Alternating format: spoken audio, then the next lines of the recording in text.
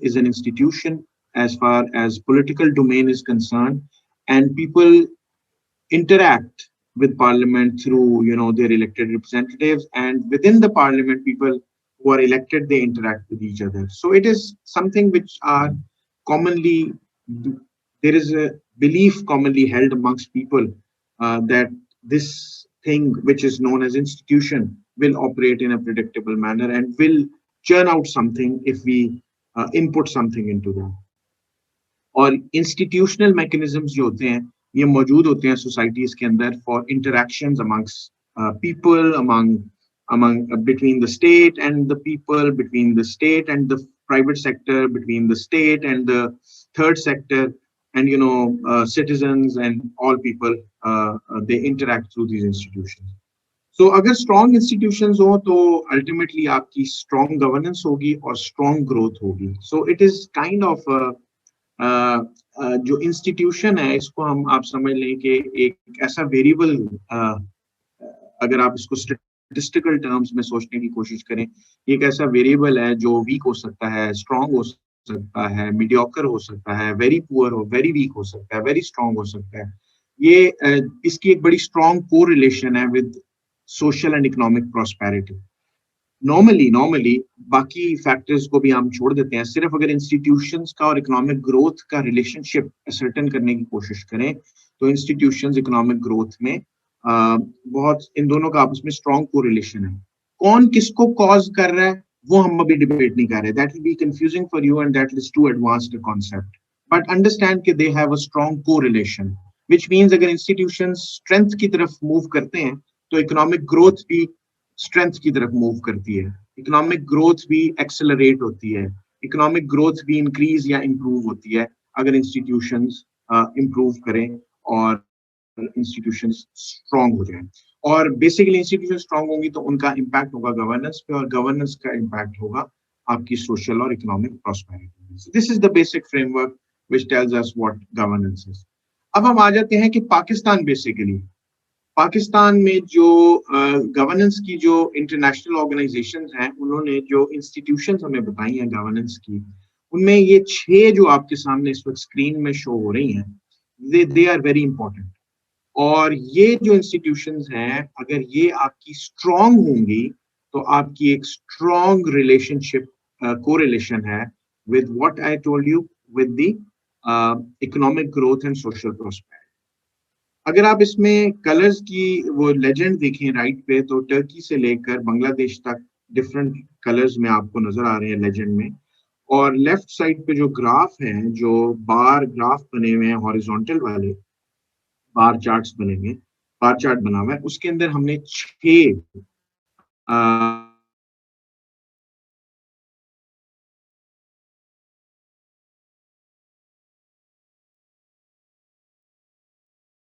में नजर आ रहा है. पाकिस्तान तकरीबन तकरीबन सवाए अगर आप देखें वॉइस एंड अकाउंटेबिलिटी को अगर आप देखें, और इसके अलावा अगर आप देखें if you see from control of corruption, Pakistan is the worst, right. चलो मैं इस तरह रादर देन आपको उसको डिसाइफर करने के लिए मैं छोड़ दूं, I will explain it to you. Control of corruption में पाकिस्तान की जो बार है वो देखिए सबसे लोएस्ट है, हॉरिजॉन्टली सबसे कम एक्सटेंड हुई हुई है बार की तरफ, विच मीन्स कि पाकिस्तान करप्शन में बुरा है, करप्शन में हाई. रूल ऑफ लॉ में भी पाकिस्तान वर्स्ट है.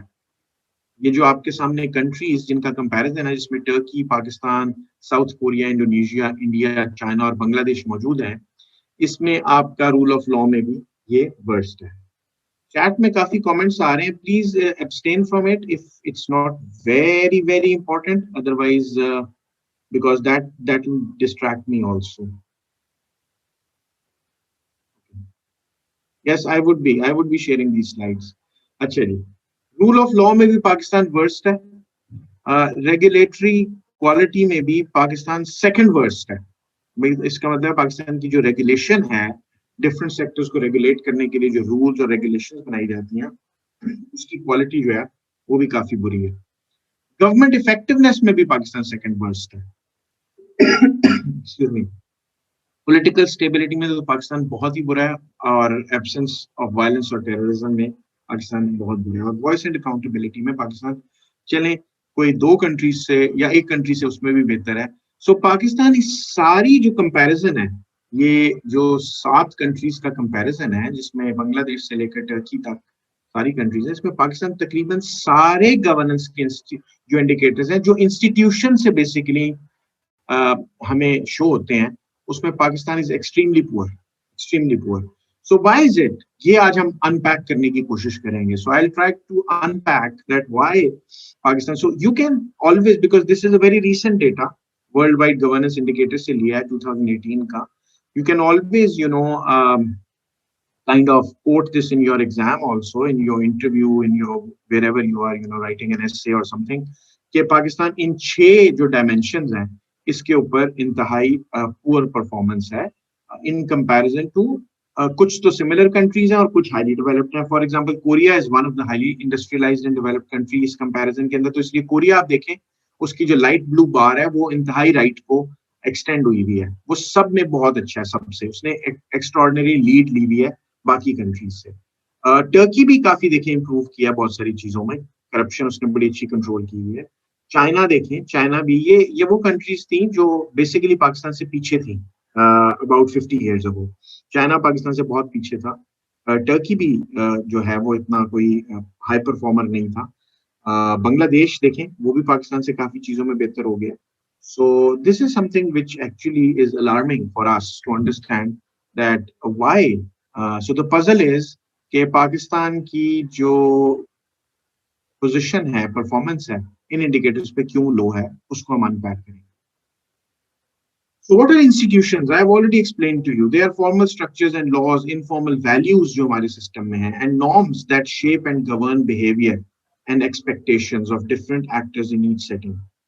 Strong institutions constrain the actions of political elite, और political elite जो होती है वो उसके अंदर कैपेसिटी होती है हाईजैक करने की चीजों को, और वो क्योंकि पावरफुल होती है political elite, अगर उसके ऊपर चेक ना रखा जाए थ्रू स्ट्रॉन्ग इंस्टीट्यूशन जैसे पाकिस्तान में नहीं है, तो आपके मुल्क जो है उसकी गवर्नेंस हाईजैक हो जाती है, and then they run the governance according to their own vested interest. और दूसरा, अगर आपकी जो इंस्टीट्यूशन स्ट्रांग हो तो प्राइवेट इन्वेस्टमेंट, प्राइवेट जो रिस्क टेकर है, उसको एक कॉन्फिडेंस मिलता है कि वो इकोनॉमी के अंदर अगर इन्वेस्ट करेगा तो उसको रिटर्न्स मिलेंगे, अच्छे रिटर्न्स मिलेंगे, because an investor is always greedy and he is always targeting at returns on his और हर इन्वेस्टमेंट, राइट। और अगर वीक इंस्टीट्यूशंस हो तो फिर डिसइंसेंटिव क्रिएट होता है प्राइवेट इन्वेस्टमेंट के लिए भी, और एलीट जो है वो उसको इंसेंटिव्स मिलते हैं कि वो कैप्चर कर ले, जिसको हम एलीट कैप्चर कहते हैं, जो पाकिस्तान में हुआ है। आपकी ब्यूरोक्रेटिक और पॉलिटिकल एलीट ने कैप्चर की हुई आपकी गवर्नेंस, जिसकी वजह से आपके ये जो 6 इंडिकेटर्स हैं उसमें Pakistan is almost on every indicator either the poorest performer और second poorest performer. Pakistan out of the 7 comparative countries जिनको हम रीजनेबली कंपेयर कर सकते हैं, उनके अंदर Pakistan is one of the poorest और the second poorest, and that is because there is elite capture by bureaucracy, elite bureaucracy and by the political institution. Pakistan's growth shows how poor governance has undermined Pakistan's development. आपकी जो growth है last several years की, वो ये show करती है कि आपकी जो ओवरऑल परफॉर्मेंस है गवर्नेंस में, वो आपकी इकोनॉमिक ग्रोथ को कैसे हैम्पर कर रही है, आपकी आपकी सोशल प्रोग्रेस को, प्रॉस्पेरिटी को कैसे हैम्पर कर रही है।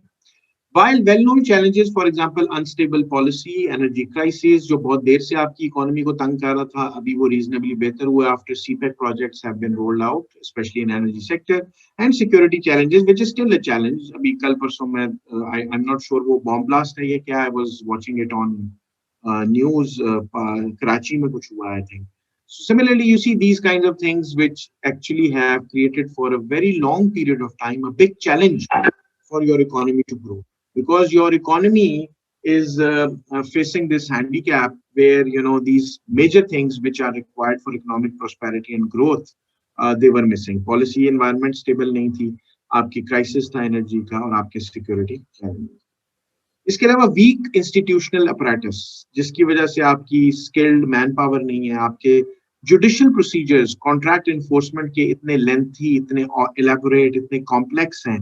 पॉलिटिकल रिस्क कितना है आपके मुल्क के अंदर, किसी यू आर सो अनसर्टेन कि कब पॉलिटिकली क्या हो जाएगा। कभी कोई इस्टेब्लिशमेंट की बात कर रहा है, कभी कोई खलाई मखलूक की बात कर रहा है, कभी कोई कह रहा है कि जी बाजवा साहब आप क्या आप जिम्मेदार हैं, कभी कोई कह रहा है जी ये फलाना पपेट है, कभी कोई कुछ कह रहा है। So it's such a kind of risky kind uncertain environment कि उससे आपका इंस्टीट्यूशनल अपरेटस भी वीक है और दूसरा एलीट कैप्चर भी हुआ है। और आपके ये सिक्योरिटी चैलेंजेस और एनर्जी क्राइसिस इतने लॉन्ग पीरियड तक रहा, आपकी पॉलिटिकल पॉलिसी एनवायरनमेंट इतनी विम्सिकल, इतनी नॉन साइंटिफिक रही कि आपकी ओवरऑल इंस्टीट्यूशंस और गवर्नेंस का जो रिलेशनशिप है फॉर इकोनॉमिक ग्रोथ वो भी वीक रहा। और ये दोनों इदारे ये दोनों जो थी जो आपकी ये जो नोशन है between weak, strong institutions and strong governance and then strong economic growth, ये आपका at play नहीं आ सका. These governance definitions have undermined the private sector, reduced market efficiencies, and hampered overall macroeconomic growth environment. जी मैं देख लेता हूँ chat box में कुछ है. Oh, you can't see me? Okay, let me turn on my camera. I'm sorry, I thought that. Now you guys can see me?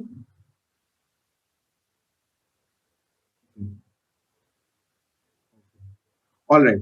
So these governance deficiencies have undermined the private sector, reduced market efficiency, and hampered overall your macroeconomic environment, right?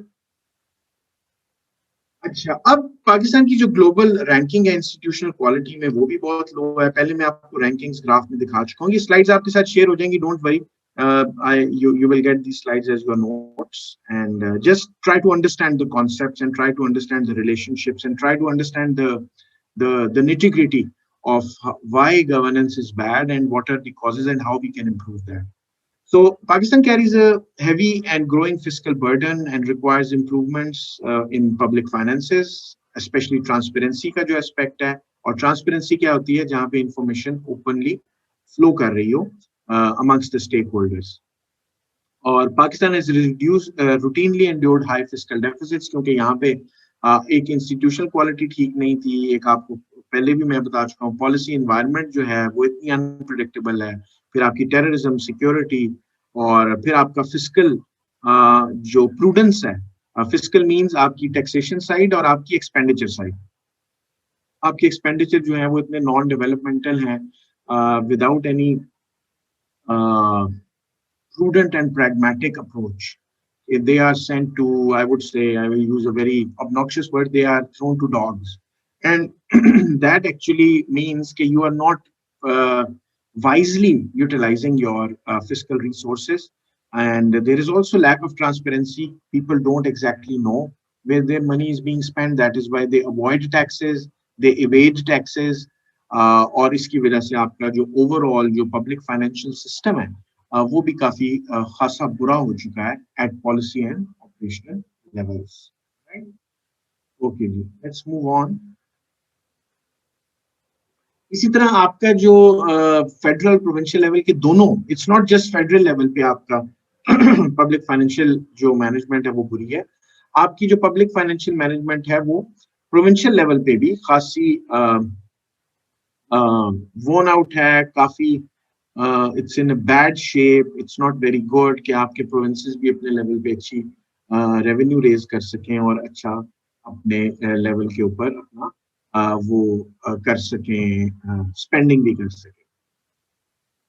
Overall आपका इसी वजह से, क्योंकि आपकी fiscal prudence नहीं है, तो आपकी जो एसेंशियल सर्विसेज हैं इकोनॉमी में, हेल्थ है, एजुकेशन है, एनवायरमेंटल इश्यूज हैं कि लोगों की health, not just public health का सिस्टम है, उसकी भी आपकी जो है खासी बेसिक सैनिटेशन फैसिलिटीज हैं, आपकी बेसिक इंफ्रास्ट्रक्चर है, वो भी आपकी नहीं मीट हो पा रही. And then another issue which is creating a burden and pressure on our meager resources is high growth of population. Pakistan is one of the highest in the region.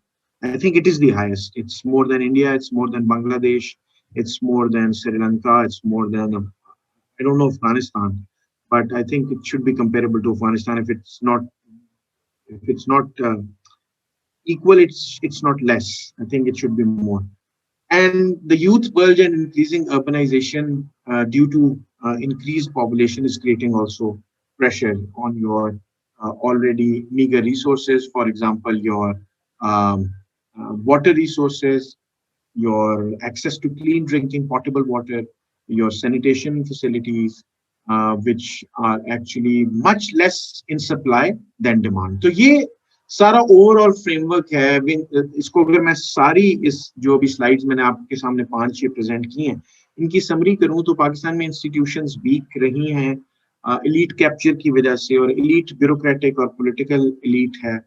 और इसके अलावा आपकी जो ओवरऑल अप्रोच है towards governance वो खासी non professional, और उसके अंदर रेवेन्यू जो है वो प्रूडेंट तरीके से ना स्पेंड किया जाता है, ना कलेक्ट किया जाता है। आपकी पॉपुलेशन के हवाले से कोई पॉलिसी इफेक्टिव नहीं है।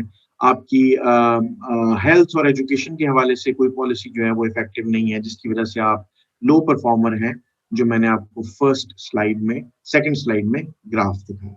चलें जी, let's take on some questions if there are, and then I will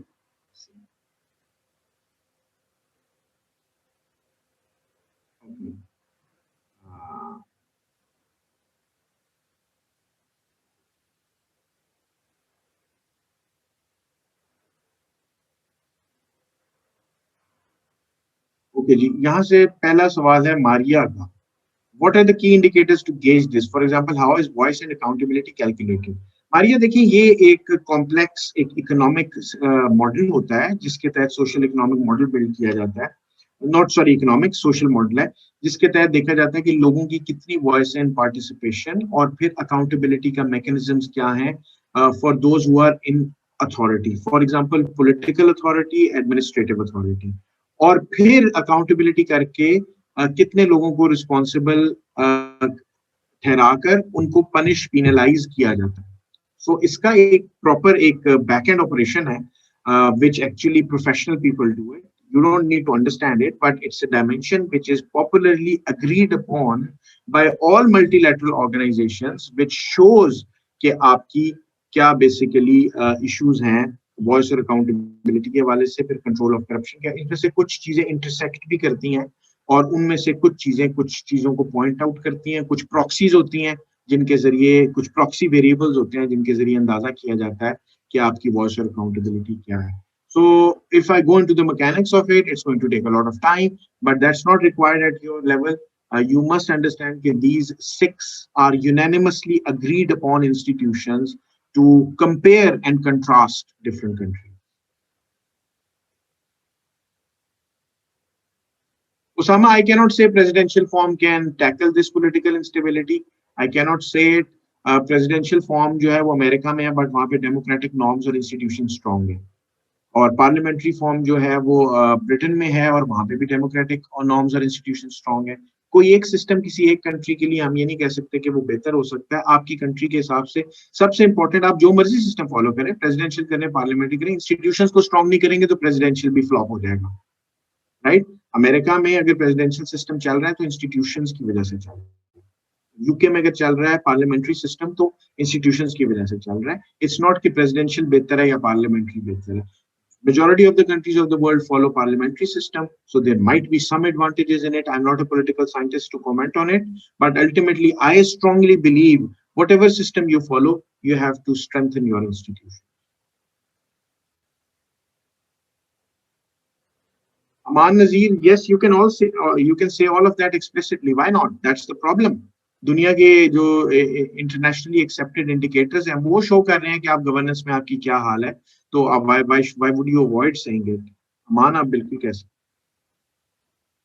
Usama, मैं आपका जवाब दे चुका हूँ। Will presidential form will tackle this political instability or not? I cannot. Institutions आपकी स्ट्रांग हो, elite capture अगर आपका खत्म हो, तभी आपका जो है ये बेहतर हो सकता है।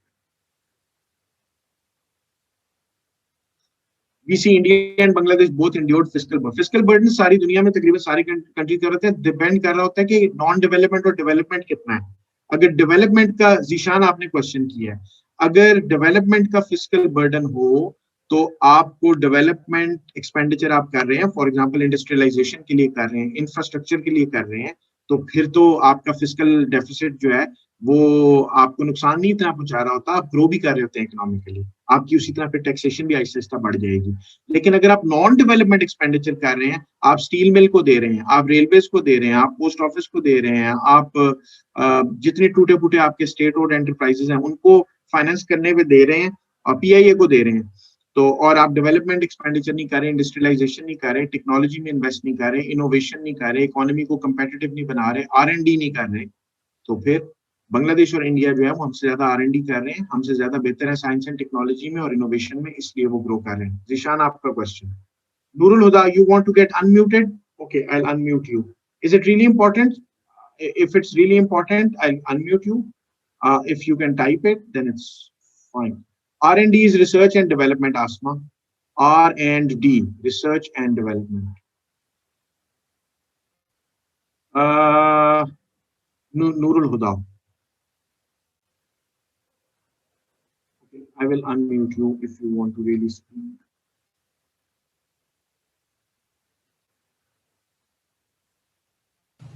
Assalamualaikum, sir. Walaikum salam. जी जी. Sir, my question has partially been answered, but question is this: कि India has taken loan IMF on only one occasion, while Pakistan has taken it on 22 occasions.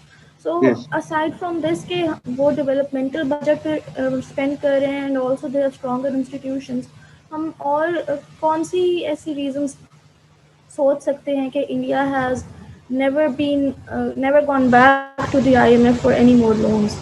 Yes, IMF पे जो है ना नूरुल हुदा इसलिए जाते हैं कि आपका बैलेंस ऑफ पेमेंट क्राइसिस होता है। मैं आपको म्यूट करने लगा हूं, अगर आपका आंसर ना हुआ क्वेश्चन तो फिर आप रेज कर दीजिएगा हैंड और मैं फिर दोबारा आपको अनम्यूट कर दूंगा, ठीक है? Okay, so I am answering your question. IMF पे इसलिए जाया जाता है कि आपका balance of payment crisis, balance of payment जो है उसमें दो अकाउंट्स होते हैं, एक को करंट अकाउंट कहते हैं, एक को कैपिटल अकाउंट कहते हैं। आप इसकी निटी ग्रिटी में नहीं जाना, you are not an economist, right? Don't try to make life difficult for yourself. Just understand what I'm trying to say. Understand the philosophy behind it. आप दुनिया के साथ जो ट्रांजैक्शंस कर रहे होते हैं वो आपकी करंट और कैपिटल अकाउंट में शो हो रही होती हैं। आपकी कंट्री में कितना पैसा आ रहा है, कितना जा रहा है, सिर्फ सिंपल स्ट्रेट फॉरवर्ड टर्म्स में। तो पाकिस्तान एक्सपोर्ट ओरिएंटेड इकोनॉमी नहीं है। इंडिया और बांग्लादेश ने अपनी एक्सपोर्ट ओरिएंटेशन बहुत इंप्रूव की है लास्ट सेवरल ईयर्स में, स्पेशली इंडिया ने और बांग्लादेश ने भी। Bangladesh, can you believe Bangladesh is competing against Pakistan's cotton products, finished cotton products? Bangladesh is not a cotton producer, but they have based their cotton industry learning from South Korea. A person went there, एक पूरी story है उसके पीछे। वो वापस आया, उसने आके वहां पे स्टिचिंग यूनिट्स लगाए, उसने स्पिनिंग जो भी अपना उसने टेक्सटाइल के हवाले से इन्वेस्टमेंट्स करवाई और फिर उसने बांग्लादेश में से एक्सपोर्ट्स करनी शुरू की कॉटन की फिनिश प्रोडक्ट्स। पाकिस्तान इसलिए बार बार जाता है IMF पे कि पाकिस्तान इंडस्ट्रियलाइजेशन और एक्सपोर्ट ओरिएंटेड इकोनॉमी नहीं बन रहा। पाकिस्तान इंपोर्ट्स के ऊपर पाकिस्तान का बहुत बड़ा ट्विन अकाउंट डेफिसिट है। Current account which means trade account और वर्कन रेमिटेंस आपके मुल्क में नहीं आती बिकॉज आपका पैसा जो है वो अनस्टेबल है, इंस्टेबिलिटी है मॉनेटरी रिजीम में। आपका पैसा फ्लक्चुएट करता रहता है, एक दिन 162 रुपए का $1 होता है, अगले दिन 166 का होता है। You see, why would people send money to your back home?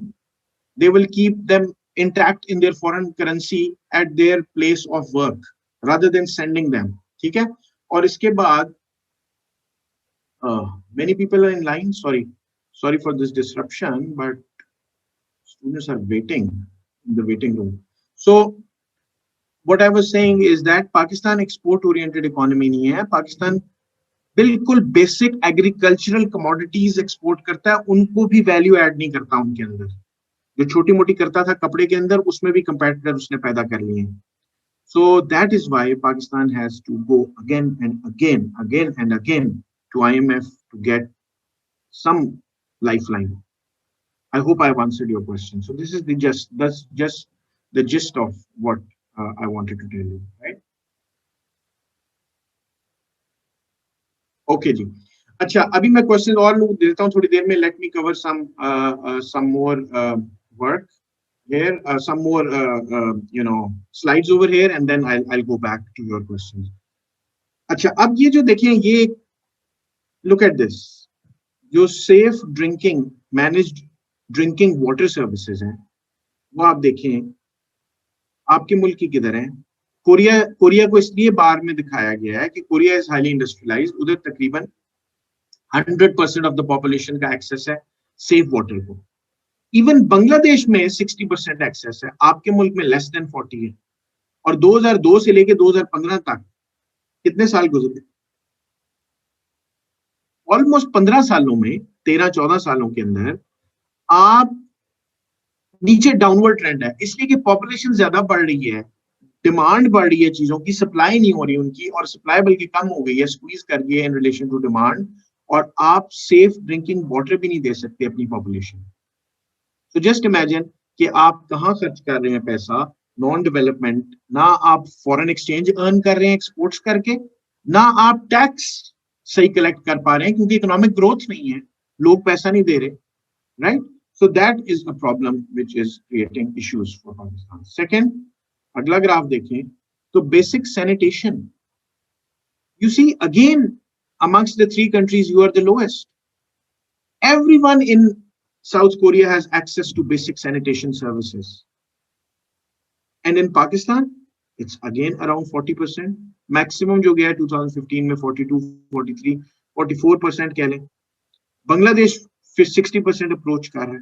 And see them periodically gradually improving, where you are also periodically improving but your rate is much lesser. So this shows where the money is being spent and what is happening to you as a nation, as a country, right? So these are the major things which need to be understood, that आपकी जब basic population, basic आपकी जो needs हैं population की, वो ही पूरी नहीं हो रही होंगी, तो how will they participate in governance? How will they have their voice heard? How will they hold people accountable when they do not have access to safe water, good education, and health facilities? And and this is not a story of last couple of years or 3 years or 4 years. It's been happening since many years. That is why you have reached this situation where your indicators are clearly telling that you are losing from within and you are crumbling from within. That is the point I wanted to make. So Pakistan में फिर regional inequalities आप देखें, urban rural divide देखें. अभी तक हमें CSS में quota system क्यों बार बार एक्सटेंड करना पड़ता है कॉन्स्टिट्यूशन में, क्यों हम उसको 100% मेरिट बेस नहीं कर पा रहे? रीजनल इनइक्वालिटीज हैं, गैप्स हैं अर्बन और रूरल रीजन्स में एजुकेशन के, हेल्थ के, लोगों को फैसिलिटीज के. That is why you still have to give कि सिंध रूरल है, सिंध अर्बन है, पंजाब है, बलूचिस्तान है, केपी है, कोटा पे आएंगे, वरना तो ये भी नहीं आएंगे. Maybe because they don't have access to good universities, good schools. ठीक है. और फिर आपकी जो ओवरऑल आपकी जो फेडरल गवर्नमेंट है, उसका जो प्रोविंसेस के साथ एक रिलेशनशिप रहा है over a period of time, उसके अंदर आप क्लियरली देखते हैं कि एक कम से कम एक सूबे को which is Balochistan, it has many, maybe infinite grievances against the bigger provinces, right? And why? Because आपने inequality और gaps और वो जो divide रखा है, उससे आपकी situation जो है वो ज्यादा aggravate कर रही है. आपकी constitutional amendments आ गई, but 18th amendment आई है, उसने आपको मेरा ख्याल है काफी एक देने की कोशिश की है devolved governance का एक concept, but still वो कितना इफेक्टिव है, नेशनल प्रायोरिटीज और प्रोविंशियल प्रायोरिटीज को कैसे सिंक किया जाता है, कैसे अलाइन किया जाता है, वो एक क्वेश्चन मार्क है आपके ओवरऑल गवर्नेंस मैकेनिज्म में. ये एक ग्राफ देखें जी, ये भी बड़ा इंटरेस्टिंग ग्राफ है. इस ग्राफ में try to locate Pakistan in light green colour. Where is Pakistan? Where is Pakistan?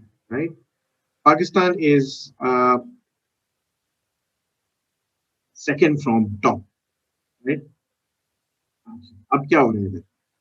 अब आप ये देखें कि इसमें गवर्नमेंट इफेक्टिवनेस में जो आपका, are there any pressing questions? Oh sorry, हाँ, Pakistan is second from top, नहीं second from bottom. Sorry.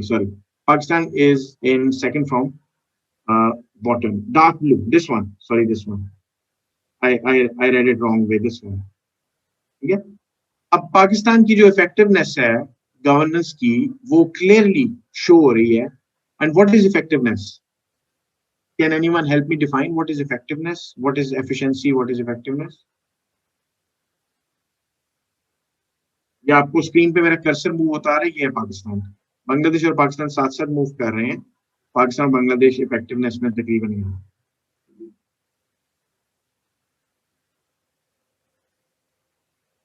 Ji, what do you think is effectiveness? Productivity, law enforcement, बहुत सारी डायमेंशंस है, राइट? कितनी मौसर गवर्नमेंट आपकी, और गवर्नमेंट का फंक्शन क्या होता है? To make life predictable, to take life towards prosperity and progress, so that people can, you know,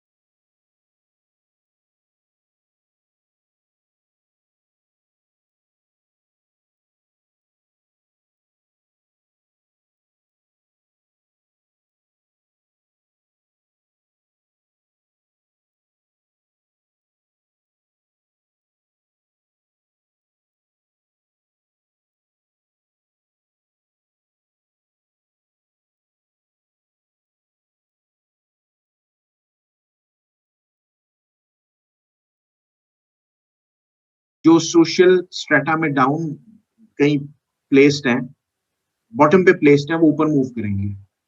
और आपकी वो सोशल जो डेमोग्राफी है, आपकी वो जो सोशल जो क्लासेस हैं, वो डिस्टर्ब हो जाएंगी, और इनसे पावर और एसेट्स और इनकी वो चीजें छिन जाएंगी, या अगर नहीं छिन जाएंगी तो एटलीस्ट कहीं एट पार आना शुरू हो जाएंगे इनके लोग, और वो फिर दे डोंट लाइक दैट. और इनकी पॉलिटिकल और इंस्टीट्यूशनल जो इनकी पॉलिटिकल पावर, इकोनॉमिक पावर है, वो हर्ट हो जाएगी. ठीक है जी. So basically they do not want it, and the major is, I've explained in the other bullets, is the reason that they are scared, they are apprehensive, and they want to carry on with the unequal distribution of power, wealth, status, economic assets, because that will actually help them in the long run. दूसरा क्या है आपका? Regime switches and political instability. Lead capture के बाद जो second major important चीज है, जिसने आपकी गवर्नेंस को, यहाँ तक गवर्नमेंट की इफेक्टिवनेस को और आपकी ओवरऑल जो स्कीम ऑफ थिंग्स है उसको इतना बैड कर दिया है, इतना फ्रॉम बैड टू वर्स ले गया है, वो आपका रिजीम स्विचेस एंड पॉलिटिकल. आप रिजीम स्विचेस अगर देखें, आप मेरे से बेहतर पाकिस्तान की हिस्ट्री को, पॉलिटिकल हिस्ट्री को पढ़े हैं, आप फ्रेश भी हैं. I may be lost track of it, but you see within the first 11 years, within the first 9 years, we could not come up with a constitution. Continuous एक जो tug of war थी वो चलती रही, एक continuous एक quarrel, एक जो आपस के differences थे, आपस की जो domestic rivalries थी, वो चलती रही. और उसके बाद फिर मिलिट्री, फिर पॉलिटिकल सेटअप, फिर मिलिट्री, फिर पॉलिटिकल सेटअप, फिर मिलिट्री, फिर पॉलिटिकल सेटअप. अब फिर हम कहते हैं कि पता नहीं शायद मिलिट्री आ जाएगी. और जब पॉलिटिकल सेटअप भी आते हैं तब भी इतनी इंस्टेबिलिटी. पहले बेनजीर सबसे पहले आई, फिर नवाज शरीफ, फिर बेनजीर, फिर नवाज शरीफ. अब ये जो लास्ट आपकी 2 टर्म्स हैं वो पूरी हुई हैं 5-5 साल की, उसमें भी आप देखते हैं प्राइम मिनिस्टर्स पूरी नहीं कर सके. यूसुफ रजा गिलानी भी नहीं पूरी कर सका, नवाज शरीफ भी नहीं कर सका. सो if you don't have that kind of stability, if you don't have that certainty, how can you improve governance? How can you bring confidence in your economy? There will be no trust level. The trust level will be at the lowest ebb if you do not have, if you have regime switches and you have political instability. ठीक है, यही मैंने explain किया है slides के ऊपर. दूसरा जो रिजीम स्विचेस और पॉलिटिकल इंस्टेबिलिटी में एक कॉन्सेप्ट था, वो था जो एक्सप्लेन करना चाहूंगा मैं आपको, वो है लोकल गवर्नेंस का सिस्टम भी इंस्टॉल नहीं हो सका इसी वजह से। जब आपकी पॉलिटिकल स्टेबिलिटी नहीं है तो लोकल गवर्नमेंट नहीं है आपकी प्रॉपरली। लोकल गवर्नमेंट एक्ट आपके पास हुए हैं 2013 में, लेकिन उसके पहले जो लोकल गवर्नेंस का एक सिस्टम मुशर्रफ ने इंस्टॉल किया था 2001 में, उसको इलेजिटिमेट इसलिए कहा गया कि जी वो एक डिक्टेटर ने किया था, वो विदाउट कंसल्टेशन किया था, वो विदाउट वॉइस एंड अकाउंटेबिलिटी किया था, वो विदाउट पार्टिसिपेशन किया था। और लोकल गवर्नमेंट जब तक स्ट्रांग नहीं होगी तब तक पावर डिवॉल्व या डिसेंट्रलाइज, डिवोल्यूशन एक पॉलिटिकल कॉन्सेप्ट है, डिसेंट्रलाइजेशन के कॉन्सेप्ट से जो अटैच्ड है, which means that people at the grassroots at the lowest level should be able to take and make decisions and participate in governance. They should be able to participate in decision making, and they should be able to manage their resources with the help of their elected representatives at the local level and get their areas developed according to their priorities. यहाँ पे इस मुल्क में जो development के funds हैं वो कौन खर्च करता है? वो MNAs और MPs और सेनेटर्स मांग रहे होते हैं। वो इसलिए मांग रहे होते हैं क्योंकि वो बेसिकली चाहते हैं कि हम अपना वोट जो है, हमें वोट इस चीज पे मिलेगा कि हम सड़क बनवा सकें, हम सोलिंग बनवा सकें, हम स्ट्रीट लाइट लगवा सकें। असल में ये काम लेजिस्लेटर का नहीं है। लेजिस्लेटर क्या करता है? जो MNA MP है उनका काम क्या है? उनका काम है law making. But here what they want to do in Pakistan, they want to have major chunk of developmental budget so that they can show to the voters, and voters are also, they want that. They will not give vote to anyone who is unable to, get a lid for their gutter, who is unable to get soling fixed in their area, who is unable to get a small road constructed in their area, farm to market road maybe. See, so local government आपकी priority नहीं है, लोगों को भी नहीं उसकी तरफ आते लोग भी, और सोसाइटी जो है वो एज सच उसकी तरफ मूव ही नहीं कर रही। आपकी अवेयरनेस भी नहीं क्रिएट करवाई जाती कि हाउ इम्पोर्टेंट इट इज कि लोकल गवर्नमेंट जब तक नहीं आएगी तब तक आपकी डेवलपमेंट प्रॉपर नहीं हो सकती। वेस्टेड जो इंटरेस्ट है ब्यूरोक्रेसी के, ये भी एक एलीट कैप्चर की ही डायमेंशन है, but I have elite capture में वहां पे पॉलिटिकल डायमेंशन में बात कर रहा था, यहाँ पे ब्यूरोक्रेटिक डायमेंशन की बात कर रहा हूँ। आपकी जो रिफॉर्म्स हैं सिविल सर्विस के, वो इतने half hearted, half baked, half cooked हैं, और उसके अंदर कोई इंटरेस्ट नहीं होता। सिविल सर्विस भी नहीं चाहती कि वो, कैन यू बिलीव कि सिविल सर्विस वो would not like to have there, many of them would not like to have their salaries increased because they think that they're good with the perks.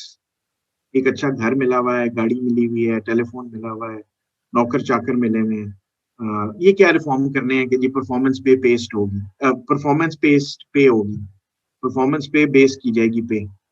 तो वो जो performance management systems हैं वो business में बड़े highly tested हैं, validated हैं कि वो आपकी परफॉर्मेंस को एनहांस करते हैं, इफेक्ट करते हैं, but civil service would not want it because they think कि ये इस तरह हमारी परफॉर्मेंस को इवेल्युएट किया जाएगा और हमें मे बी कहीं पे शायद रोक दिया जाए प्रमोशन के हवाले से। We would like to just carry on as we are.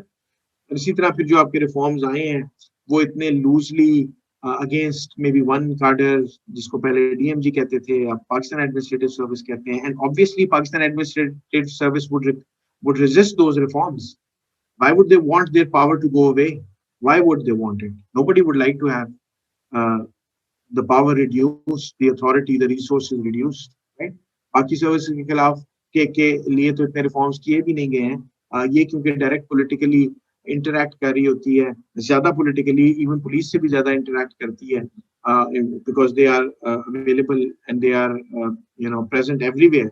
तो उसकी वजह से they actually reforms are also not very good. और ये जब तक सिविल सर्विस आपकी हाई परफॉर्मिंग नहीं होगी, जब तक इम्प्रूव नहीं करेगी इफेक्टिवनेस में, तो आपका इम्प्रूव नहीं कर सकते गवर्नेंस का structure. So there are three main things which I would like to actually highlight before you. One is, last bullet में मैंने लिखा है, inefficient public administration system, incomplete devolution, and dominance of the state in the market. On my each one of them, I will explain in my subsequent slides. Before I move on, I will have a look at the chat box.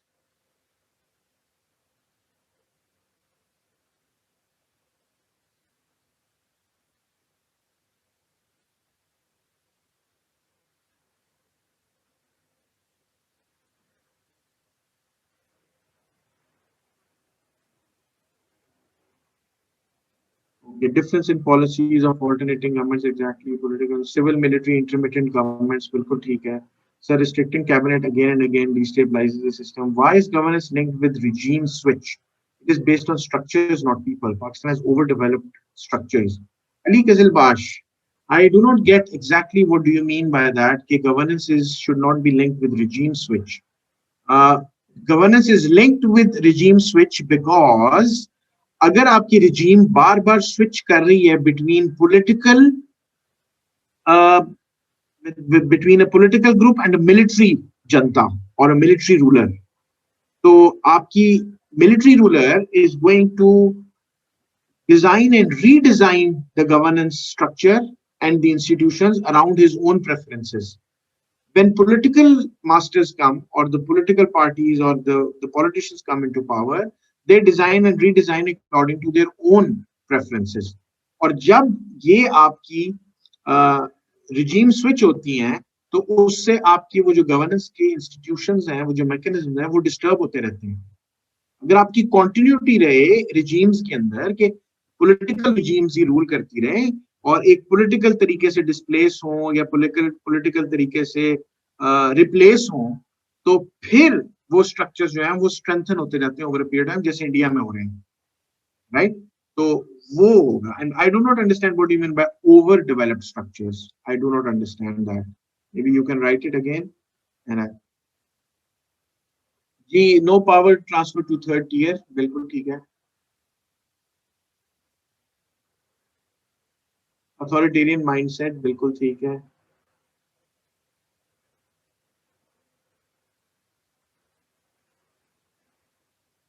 So someone has to be powerful. Law is powerful. Then you may face an argument. Law is not powerful in Pakistan. There is no supremacy of law or equality before law. Can you see it? Many people who belong to elitist and powerful groups, they get scot-free. They just go scot-free. And many people who do not have links, relationships, and access to the corridors of power, they are penalized and punished. Yes, no one wants. Will democracy survive in Pakistan with low literacy rate? Yes, democracy, Ali Shahrukh, yes, democracy can survive in Pakistan with low literacy rates. It has survived in India with low literacy rates. India is not a highly literate society. Democracy has survived there for 70 years, more than 70 years. It has never been derailed. So, you see, these theories के सिर्फ education ही होगी तभी democracy survive करेगी, I think it doesn't work here in just across the border.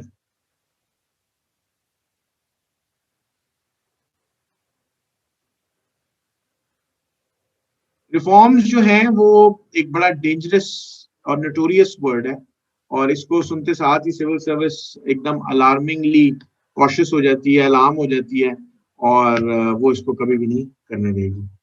Zishan, difference between governance and public administration is more hierarchical. Governance is more inclusive. Governance में participation, voice, लोगों का सुनना, उनको participate करवाना ज़्यादा important है as compared to public administration. Zishan.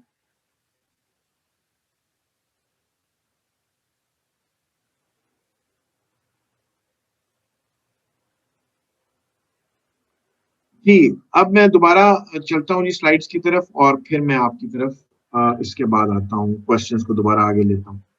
अच्छा जी, पहला जो है जी, सबसे पहला इशू वो है इनएफिशिएंट पब्लिक एडमिनिस्ट्रेशन, जो डायरेक्टली लिंक्ड है. अल्टीमेटली अगर पब्लिक एडमिनिस्ट्रेशन ठीक होगी आपकी, तो फिर आपकी गवर्नेंस के ऊपर एक इम्पैक्ट आ सकता है, which means public sector. By public administration I want to say how public sector behaves. ये एक कंपोनेंट है गवर्नेंस इंप्रूव करने के लिए. पाकिस्तान में आपने इफेक्टिव गवर्नमेंट देखी, काफी नीचे थी. पब्लिक एडमिनिस्ट्रेशन सिर्फ इनइफेक्टिव नहीं है बल्कि इनएफिशिएंट भी है, which means they waste resources. और उसकी वजह क्या है? Pakistan public sector is an extension of colonial era bureaucratic structures.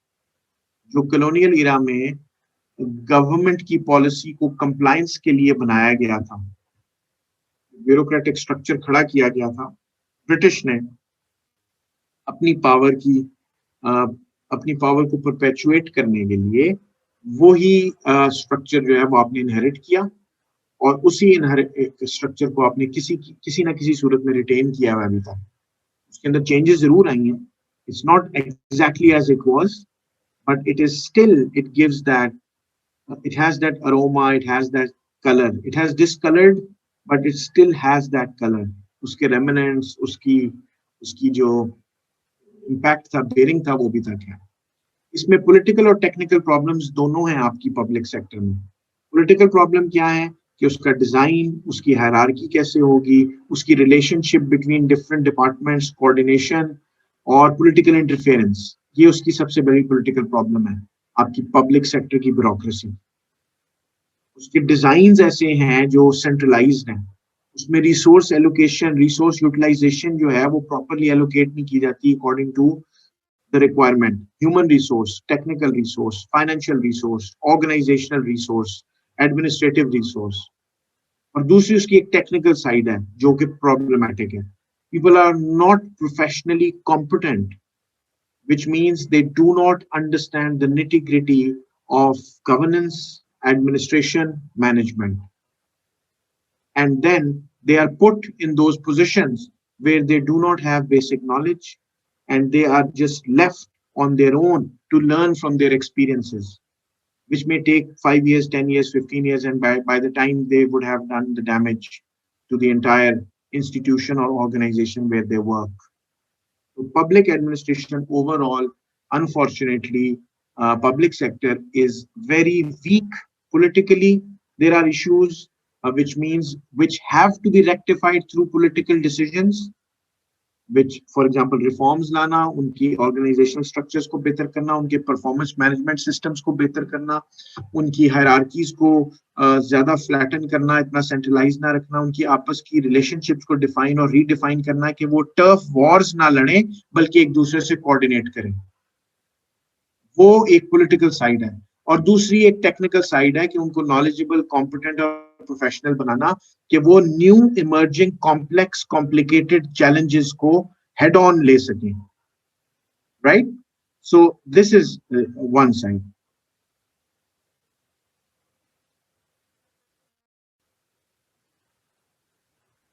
Second, absence of strong HRM, human resource management.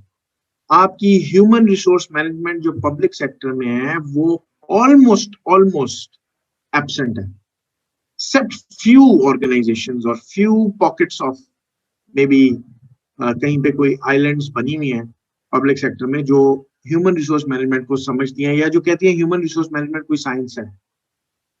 If you go and tell someone who is a typical bureaucrat, who is a typical Pakistani public sector manager, he would say HRM यार ये business sector की बातें हैं, ये यहाँ पे applicable नहीं होती। इतना आसान है चीजों को जस्ट शेल्फ कर देना, चीजों को पुश अवे कर देना। It's so easy in Pakistan, it's extremely easy कि यहाँ पे एप्लीकेबल नहीं है, ये यहाँ नहीं हो सकता, ये यहाँ की बातें नहीं है, ये कहीं मार्स की बातें हैं, जुपिटर की बातें हैं, ये प्लूटो की बातें हैं, सन की बातें हैं, मून की बातें हैं। इतना इजी है यहाँ पे। So just you will see it, you will practically see it. People would discard any innovative ideas, any inventive ideas, any creative ideas, even create any concepts which you will borrow from literature and try to tweak them, tinker with them, modify them, and apply them. They would say, okay, this is not applicable, right?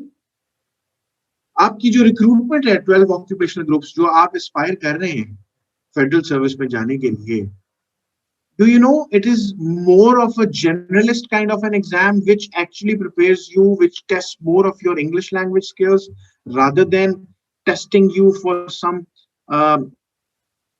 modern management or specialized kind of skills. It tests you how much knowledge you have on current affairs, how much good you can write in your essay, how much you can memorize Pakistan's historically dates in Pakistan history, how much you can memorize different ayats and verses of Quran and things like that. So just imagine, I'm not saying it's a completely flawed exam, but it is selecting not the right people for those jobs which actually Competent people maybe, but I'm talking about right, the alignment of the people with the requirement of the services. That's what my uh, what I want to make clear to you. It's not that the people are not able or merit oriented. They are the best amongst whosoever take the exam, and they are the best in attempting the exam. But are they relevant? Are these subjects? Is the training? Is the induction? Is the whole process? The entire process relevant with preparing you? Okay, some generalists are also required, but generally, how much generalist can you have, and how much specialist you should have to really get real professional results? कितने लोगों को management का अंदाजा या वो चीजें हैं जो उनको आनी चाहिए, या वो उनको जिसको जिसको वो लेकर आगे चल सकते हैं सिस्टम के अंदर. ठीक है. Next, performance management is not designed to nurture responsive and optimally performing institutions. System prioritizes adherence to rules rather than performance. आपकी अच्छी परफॉर्मेंस इवैल्यूएशन रिपोर्ट आपको इस चीज पे मिलेगी कि आप रूल्स को कितना अच्छा फॉलो करते हैं, रादर देन कि आप कोई इनोवेटिव, कोई परफॉर्मेंस एनहांसिंग कोई ऐसा डिसीजन आपने लिया, या परफॉर्मेंस एनहांसिंग कोई आपकी ऐसी कोई आउटपुट है जो शो कर रही है कि आपकी परफॉर्मेंस ऑर्गेनाइजेशनल बेटरमेंट के लिए है. There is nothing like that, right? Next जो आपका इशू है जी पब्लिक सेक्टर में, वो फाइनेंशियल मिसमैनेजमेंट. आपकी फाइनेंशियल मैनेजमेंट जो है, आपका बजट लॉ इवॉल्व नहीं हुआ organically over a period of time. उसको वक्त के हिसाब से modern techniques, modern accounting techniques, modern management techniques finance की वो इनकॉर्पोरेट होनी चाहिए थी. Instead, your public financial management system is regulated by various sets of rules, जिसमें आपके पुराने GFRs चल रहे हैं, आपके ट्रेजरी रूल्स चल रहे हैं, आपके नेशनल अकाउंटिंग मैनुअल्स चल रहे हैं, जिसमें बहुत सारे कॉन्ट्रडिक्शंस और गैप्स हैं. जब तक आपकी फाइनेंशियल मैनेजमेंट प्रूडेंट और प्रोफेशनली नहीं होगी कि किस हेड में किस तरह एलोकेट करना है, कहाँ से रेवेन्यू आएगा, कहाँ पे एक्सपेंडिचर करना है, तब तक आपकी इंप्रूवमेंट नहीं आ सकेगी पब्लिक सेक्टर की. और फाइनेंस आपको पता बहुत बड़ा रिसोर्स है जो मिस यूज होता है. और पेमेंट्स ऑटोमेट, अभी तक दुनिया हर चीज ऑटोमेट करती है. आपकी एप्लीकेशंस भी ऑनलाइन होती हैं, आप स्मार्टफोन्स पे बैठ के सारा कुछ गवर्नेंस के लिए अपनी सर्विसेज ले रहे होते हैं, सर्विस डिलीवरी. हम अपनी पेमेंट्स को अभी तक ऑटोमेट नहीं कर सके. और CGA means controller general of accounts जो आपका है, वो भी आपकी पब्लिक फाइनेंशियल मैनेजमेंट में ऑटोमेटेड तरीके से नहीं परफॉर्म कर रहा. टैक्स सिस्टम में लूप होल्स हैं और टैक्स इवेजन जो है वो बड़ी कॉमन है. इसलिए कि फॉर एग्जांपल, दो एग्जांपल्स मैंने सामने लिखी हैं आपके, कि प्राइस बॉन्ड्स जो हैं उसके ऊपर कोई नाम तो नहीं लिखा होता किसके नाम है, आप जाके खरीद लेते हैं और टैक्स एग्जेम्प्ट होते हैं. और आप वहां पे अपनी जो अनएक्सप्लेन्ड आपके जो पैसा है उसको आप प्राइस बॉन्ड में, गवर्नमेंट ये खुश हो जाती है कि हमारे पास पैसा आ गया, हमने इनको बॉन्ड दे दिया है. अब इनका बॉन्ड जब तक नहीं निकलेगा तब तक तो इनके पास एक कागज ही पड़ा है ना. ये कोशिश करते रहेंगे कि शायद कभी इनकी लक निकल आए, लेकिन लोग वहां पे अपने जो पैसा है जिसको वो एवेड करना चाहते हैं, जिस पे टैक्स, उसमें एग्जेम्प्ट कर, उसमें इन्वेस्ट कर देते हैं, उसमें लगा देते हैं. इसी तरह रिमिटेंसेस जो बाहर से आ रही हैं वो टैक्स एग्जेम्प्ट है. पहले आप इलीगली बाहर जाके पार्क कर देते हैं पैसा, उसके बाद रिमिटेंस की सूरत में पाकिस्तान भेज देते हैं और उसके ऊपर टैक्स एग्जेम्पशन ले लेते हैं. इस किस्म के लूप होल्स लोगों ने टैक्स सिस्टम में निकालने में, और हमारा इनइफेक्टिव और इनएफिशिएंट टैक्स सिस्टम जो है, जो पब्लिक एडमिनिस्ट्रेशन का पार्ट है, वो इन लूप होल्स को प्लग भी नहीं कर पा रहा. राइट. सो जब नहीं कर पाएगा तो उससे क्या होगा, उससे और आपकी लीकेजेस होंगी, आपका रेवेन्यू और आपकी फाइनेंशियल मैनेजमेंट और ज्यादा डिटीरियोरेट करेगी. Right. Next, poor coordination and collaboration around systems and processes inevitably result in turf issues.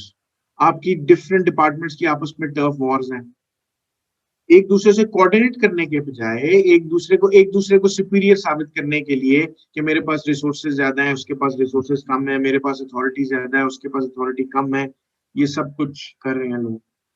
और वो टर्फ वॉर्स हैं, जो टर्फ इश्यूज हैं, उसकी वजह से आपकी कोऑर्डिनेशन, कोलैबोरेशन ही नहीं है फॉर इम्प्रूविंग गवर्नेंस.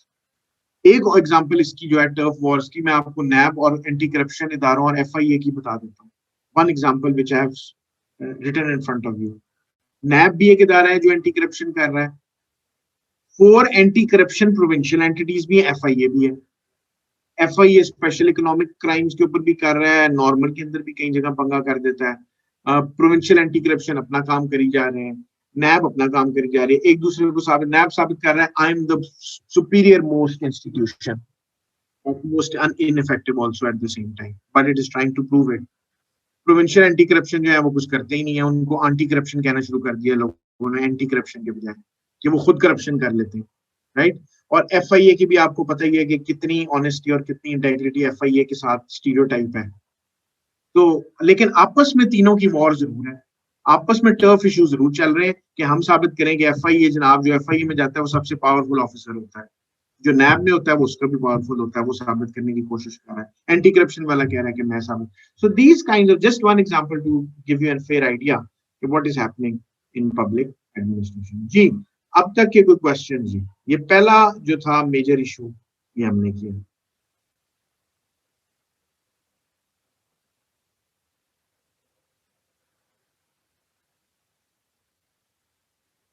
चलिए ओके, मैं मेरा ख्याल है इसको कवर कर लेते हैं, फिर देख लेते हैं, क्योंकि I think many question.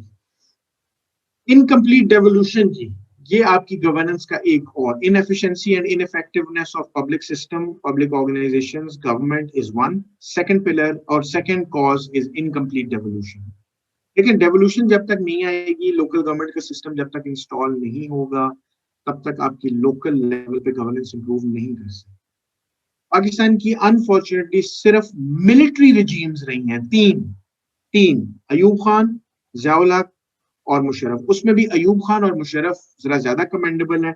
Zia-ul हक की जो लोकल गवर्नमेंट के रिफॉर्म्स थे वो इतने ज्यादा कमेंडेबल नहीं है, बिकॉज ज़िया-उल हक was on a different track. तो अयूब खान ने बेसिक डेमोक्रेसी किया, लेकिन उसने भी अपने वेस्टर्न इंटरेस्ट के लिए किया, और मुशर्रफ ने भी लोकल गवर्नमेंट ऑर्डिनेंस किया, लेकिन उसने भी ब्यूरोक्रेसी को ज्यादा, उसका मोटिव ब्यूरोक्रेसी को तोड़ना था, ब्यूरोक्रेसी के पावर को, रादर देन जो उसका असल मकसद था। इन थेरी तो उसके बहुत अच्छे थे, वो जो एम्बिशन था लोकल गवर्नमेंट को, democracy at the grass roots level, लेकिन इन प्रैक्टिस वो बड़ा ही एक फील्ड एक्सपेरिमेंट था, और बिकॉज उसकी इंक्लूसिवनेस नहीं थी, उसकी पार्टिसिपेशन नहीं थी लोगों की उसमें, एक handful of people, handful of cronies उसके जो थे मुशर्रफ के, उन्होंने उसको इम्प्लीमेंट किया, उन्होंने उसको कंसीव किया, तो उसकी वजह से वो नहीं आया। और बाकी जो प्रोविंशियल जो पॉलिटिकल गवर्नमेंट्स या डेमोक्रेटिक आई हैं, वो तो वैसे ही नहीं करना चाहती डेवोल्यूशन को, क्योंकि वो थ्रेट है उनकी फंड्स को, उनकी पावर को, उनकी अथॉरिटी को, वो तो करना ही नहीं चाहेंगी। और मिलिट्री करते हैं अपने वेस्टर्न इंटरेस्ट के लिए, और वो शो भी कर रहे होते हैं कि हम इम्प्रूव कर रहे हैं सिस्टम को, ठीक है। Pakistan local government system has been even more unstable than its central regime. बहुत ही अनस्टेबल है। लोकल गवर्नमेंट का कहाँ नाम सुनते हैं आप पाकिस्तान में? हमें पता ही नहीं है कि हमारे इलाके में डिस्ट्रिक्ट गवर्नमेंट कैसे परफॉर्म कर रही है, तहसील गवर्नमेंट कैसे कर रही है। आपके लोकल गवर्नमेंट एक्ट्स पास हुए हैं 2010 और 13 में, और बड़े हेस्टिली पास हुए हैं, और उनमें भी वो पूरी तरह इंप्लीमेंट नहीं हुए हैं, क्योंकि मुशर्रफ के लोकल गवर्नमेंट ऑर्डिनेंस को डू अवे करना था। It was done away with, and then these local government acts were passed in Sindh, Punjab, KP and Balochistan. से पंजाब सिंध KP में 2013 में, और बलूचिस्तान में 2010 में। लेकिन इतनी वेरिड इनकी इम्प्लीमेंटेशन है, इतनी वेरिड इम्प्लीमेंटेशन है, because I have told you there is political capture. The political democratic government would not like to devolve power and give away their powers. Provincial government क्यों चाहेगी कि चीफ मिनिस्टर क्यों चाहेगा, और उसके मिनिस्टर्स और उसकी कैबिनेट और MPs क्यों चाहेंगे कि ये पावर जो है डिस्ट्रिक्ट में डिस्ट्रिक्ट हेड को हो, या तहसील में तहसील हेड को हो, या यूनियन काउंसिल में यूनियन हेड के पास हो, right? That is a problem. The reallocation of function to provinces जो 18th अमेंडमेंट के जरिए किया गया था, उसमें भी अब आप देख रहे हैं कि दोबारा सेंट्रलाइजेशन हो गई है। फॉर एग्जांपल आपके बहुत सारे जो फंक्शंस थे हेल्थ के, एजुकेशन के, वो प्रोविंसेस को आगे डिवॉल्व करने चाहिए थे, लेकिन वो प्रोविंस ने अपने पास रखे हुए, फिस्कली, पॉलिटिकली और एडमिनिस्ट्रेटिवली, पैसे के वाइज भी, पॉलिटिकल डिसीजंस भी, और एडमिनिस्ट्रेटिवली रन करने के लिए भी। और बहुत सारी गवर्नमेंट जो है वो स्टिल प्रोविंशियल लेवल पे पावर्स रिटेन करती हैं, बल्कि लोकल बॉडीज को हटा भी देती हैं, उनको रिमूव भी कर सकती हैं, सस्पेंड भी कर सकती हैं। सो you know, chief ministers and provincial governments, they are still ruling with a lot of power and with a lot of, I would say, authority, a lot of fiscal, political, and administrative resources. Legal environment for operation of local governments undermines their proper functioning. आपके LGAs, which means local government acts, तो आपके adopt हुए हैं, लेकिन आपका constitutional भी requirement है कि आपकी जो local governments उनको किया जाए, establish किया जाए. Article 140A आपका जो है clearly ये mandate करता है कि उनको fiscal, administrative और political authority दी जाए local governments को local level पे. लेकिन चीफ मिनिस्टर जो है वो कभी भी नहीं चाहेंगे, वो कभी भी नहीं कर रहे और वो इसकी सपोर्ट भी नहीं करते, बिकॉज वो जो है ऑटोनॉमी मिल जाएगी और प्रोविंशियल अथॉरिटीज से वो सेपरेट हो जाएंगे और वो अपना अपना खुद रन करेंगे अपने लोकल लेवल के ऊपर.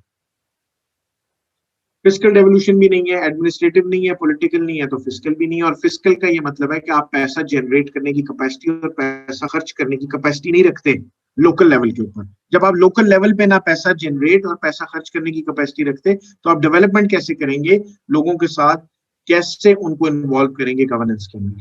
ठीक है, आपका एनएफसी इतना डिस्प्यूटेबल रहा है. अब रिसेंटली उसके अंदर कोई थोड़े से उन्होंने वेटेज रीअसाइन और असाइन किए हैं पॉवर्टी के ऊपर, पॉपुलेशन को इनवर्स पॉपुलेशन डेंसिटी डाला है और चीजें डाला है, जो आपका 7th एनएफसी था. लेकिन उसके बाद से आपका एनएफसी के अंदर, NFC is what actually, division of assets between federation and provinces. पहले उसमें पंजाब के ऊपर उंगली उठती थी कि जी पंजाब सारे पैसे ले जाता है. फिर बलूचिस्तान को उन्होंने उसके कंसर्न्स रिमूव करने के लिए उसके वेट असाइन किए हैं कि कैसे डिस्ट्रीब्यूट होगा पैसा, उसके ऊपर काम नहीं होगा, मतलब प्रॉपरली उसके ऊपर. देखिए अब तक उसका डिस्प्यूट चल रहा है. 7th एनएफसी के अंदर जो फैक्टर्स है उसमें पॉवर्टी है, अंडर डेवलपमेंट है, inverse population density criteria rather than population density. अगर पॉपुलेशन डेंसिटी पे दिया जाएगा तो पंजाब सबसे ज्यादा ले जाएगा. और पहले अंडर डेवलपमेंट और पॉवर्टी नहीं थी. ये पॉवर्टी, अंडर डेवलपमेंट और इनवर्स पॉपुलेशन डेंसिटी डालने का मतलब है आप बलूचिस्तान को ऑन बोर्ड लेके आ रहे हैं. But still you know so many NFC awards before that and then you come to, और इसमें भी कितना वेट असाइन है वो भी डिबेटेबल है कि इनको ज्यादातर अभी भी मेन पॉपुलेशन को असाइन होता है 50-60%, बाकी इनको 5-5, 10-10, 15-15% अगर वेट आप असाइन कर देते हैं तो उससे कोई फेयर डिस्ट्रीब्यूशन हो रही है या नहीं हो रही. और फिर अगर आप प्रोविंस को नहीं दे रहे तो प्रोविंस आगे लोकल गवर्नमेंट को कैसे देगा, और लोकल गवर्नमेंट को नहीं देंगे तो फिर आगे गवर्नेंस कैसे इंप्रूव होगी. So this is, you know, this has to be understood in a chain, in a causal link, कि एक किसको कॉज कर रहा है और दूसरा किसको कॉज कर रहा है, कॉजल मैकेनिज्म्स क्या हैं इसके. ठीक है, फिर लोकल गवर्नमेंट के अंदर वेरिएशंस हैं. केपी जो है उसने लीड ली हुई है अभी फिलहाल, और वहां पे लोकल बॉडीज जो है ग्रेटर कंट्रोल में है, और वहां पे जो है KP also has devolved significant powers of financial management to the local levels and empowers village. लेकिन अगर आप दूसरे सूबों में जाएं, फॉर एग्जांपल पंजाब और सिंध में देखें, तो वहां पे रिस्ट्रिक्टेड है लोकल गवर्नमेंट, वहां पे उसकी ऑटोनॉमी रिस्ट्रिक्टेड है. वहां पे बल्कि उसकी पंजाब में ये भी अथॉरिटी है प्रोविंशियल गवर्नमेंट के पास कि वो डिसबैंड कर सकता है लोकल गवर्नमेंट को बिफोर देयर टर्म. पंजाब में तो आपको पता है जो न्यूली इलेक्टेड लोकल गवर्नमेंट्स थी उनको जो दिया गया जो छोटा मोटा ट्रांसफर ऑफ बजट, वो 1 जनवरी 2017 को दिया गया, और वो भी उनको प्रॉपरली नहीं ट्रांसफर किया जाता. मैंने आपको बताया है कि उनकी एजुकेशन, उनकी हेल्थ, बहुत सारी चीजें जो है वो प्रोविंस अपने पास रख रहा है. तो डेवोल्यूशन ही जब तक नहीं होगी, जब तक ग्रास रूट्स लेवल तक चीजें जाएंगी नहीं, एडमिनिस्ट्रेटिवली, पॉलिटिकली और फिस्कली मींस फाइनेंशियली, जब तक ये चीजें ट्रांसफर ही नहीं होंगी नीचे तक, तो तब तक कैसे आप इसको लेके चलेंगे. अच्छा जी, आप कोई कमेंट्स देख लें जी. ओके जी, नाउ टेक मी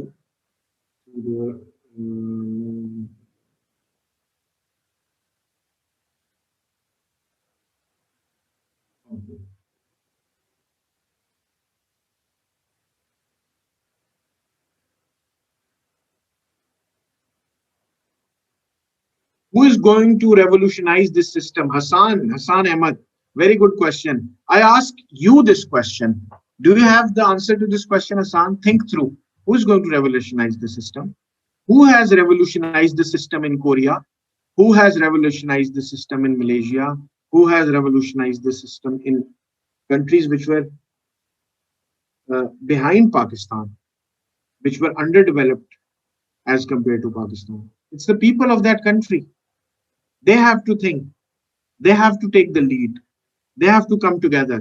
अगर हम अपने अपने वेस्टेड सेल्फिश इंटरेस्ट में काम करते रहेंगे तो फिर इसी तरह ही अपना अपनी जिंदगी तो अच्छी गुजर जाएगी, नेशनली हम इंप्रूव नहीं करेंगे, right?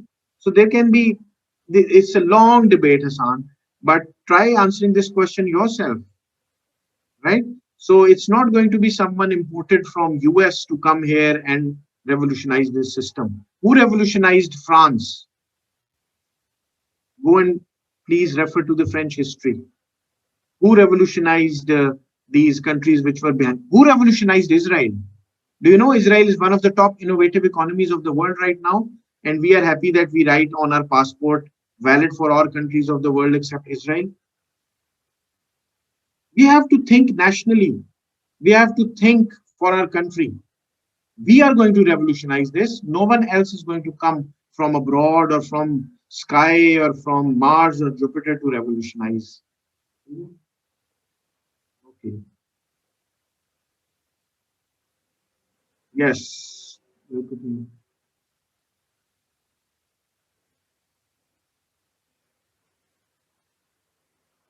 Ittihaj, I am saying this, can we say this, that we will be the next corrupt elites among them in future? Ittihaj, I don't say that. I am not saying or not indicating that you will be corrupt elite. I would request you not to become part of that elite. Work for national cause. Create a critical mass, like-minded people come together and start working for the betterment of this country. Why not? Why not you, Ittihaj, taking the lead? There has to be someone who has to take the lead and then build that critical mass around himself or herself.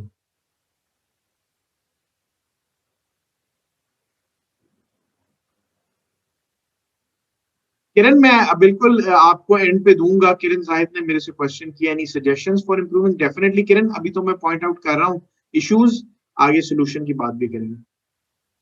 Is there no positive factor present in our governance? Asma, unfortunately जो conditions हैं, indicators हैं, उसके तहत तो कोई positive factor नहीं है.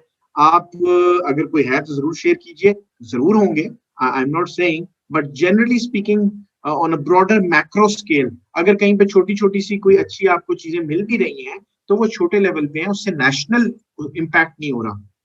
आसमा, good question, very good question, कि सिर्फ डिस्करेजमेंट और सिर्फ डिमोटिवेशन नहीं होनी चाहिए, but there are small islands और pockets of excellence, but those have to come together collectively to improve the national stature. That is not happening. And I'm talking about national level. I'm not talking about micro level at small level.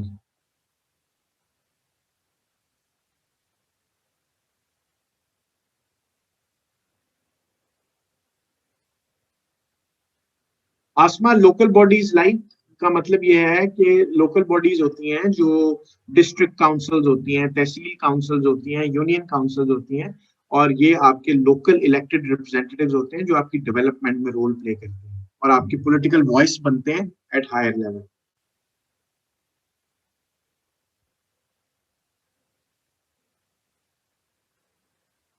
Ji, doctor Mardan Sajid, green development awards KP को मिल रहे हैं.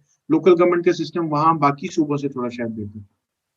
Usama, I don't know what do you mean by public question mark.